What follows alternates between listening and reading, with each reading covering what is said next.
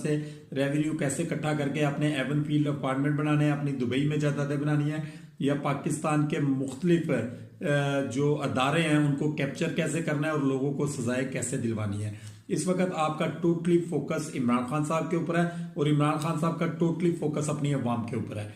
इमरान खान साहब किसी किस्म का कोई भी रिलीफ देने के लिए आप लोगों को तैयार नहीं है और आप लोग बारहा दफा मुख्तलिफ जगहों पर बैठकर ये बात कह चुके हैं कि हम इमरान खान साहब को दावत देते हैं कि वो मुल्की माशियत के लिए हमारे साथ बैठे, जबकि इमरान खान साहब ये बात बारहा दफा आपको कह चुके हैं कि हाँ मैं बैठने के लिए तैयार हूं, लेकिन आप लोग तमाम लूटा हुआ पैसा पाकिस्तान के अंदर वापस लेकर आए, लेकिन आप लोगों के अंदर किसी किस्म की कोई गैरत नाम की कोई चीज़ नहीं है। मेरी दुआ है कि अल्लाह ताला हमारे मुल्क के ऊपर किसी ऐसे हुक्मरान को मुसल्लत करे जो हमारे मुल्क को कानून, शरीयत और इस्लाम के मुताबिक चलाए। मेरी ये भी दुआ है कि आप लोग जहां भी रहे खुश रहें। पाकिस्तान जिंदाबाद।